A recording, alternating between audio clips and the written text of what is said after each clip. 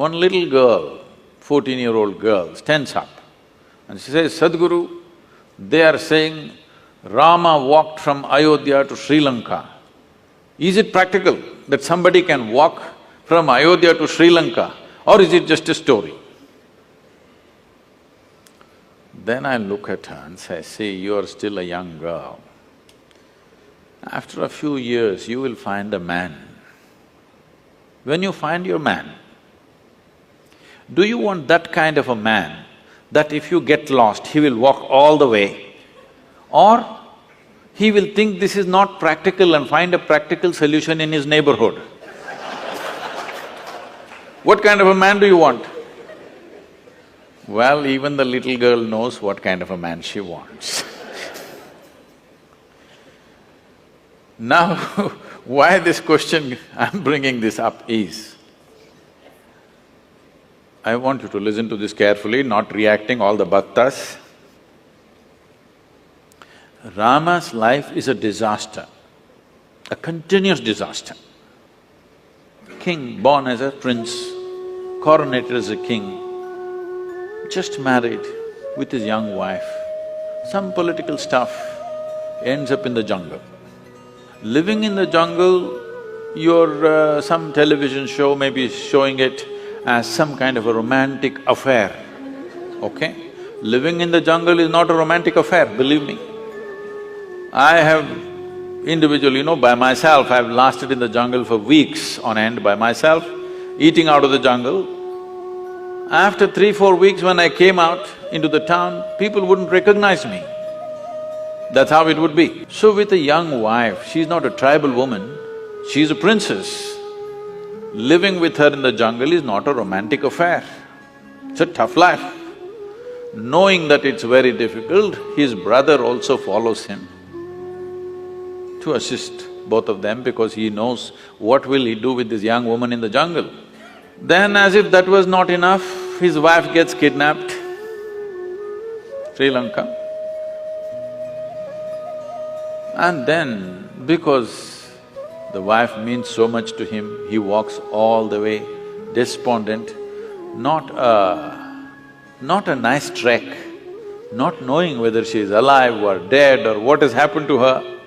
He walks down all the way, builds up a Tamil army, goes across, burns down a beautiful city, kills many people, gets back his wife, goes home. Now the wife is pregnant, no sonogram. So he doesn't know whether it's a boy or a girl or boys or girls or what. This is important for a king. For a king, it's very important that he has a son because it has to continue. But then once again some political situation, he sends his fully pregnant wife to the jungle. She goes there, delivers 2 boys, he doesn't know. And then he gets into a battle with his own children. If at all, if there can be a true disaster in your life, in anybody's life, knowingly or unknowingly you killed your own children, this is the worst thing that can happen to you. It almost happened to him. He almost killed them. Somehow, by fate, whatever situation, he did not kill them, he almost killed them. He did his best to kill them without knowing who they are. Then Sita dies without ever seeing him again. You call this a successful life? No. But we worship him. Why do you worship a failure like this? Because no matter what disasters happened, the man did not become angry, hateful. He did not lose his balance. He maintained his balance 100%. He did not give up any of the values and ethics with which he lived. A continuous disaster, a serial disaster he is, but unmoved, untouched. It is this quality that we are bowing down to. We are not bowing down to him because he is a super success. He is a super failure, but within himself, do what you want. You cannot take away who he is.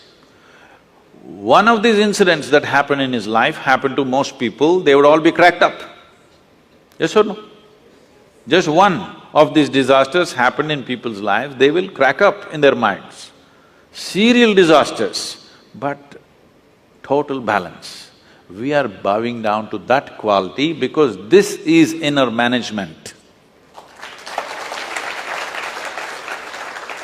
If you go out to do things in the world, you cannot control what the world will throw at you. But what you make out of it is 100% yours. You wouldn't mind stepping into any situation, facing anything in the world because you are in a blissful chemistry. Rama is in a peaceful chemistry. No matter how many troubles you throw at him, similarly, if you have blissful chemistry, no matter how much nonsense somebody throws at you, you're blissful.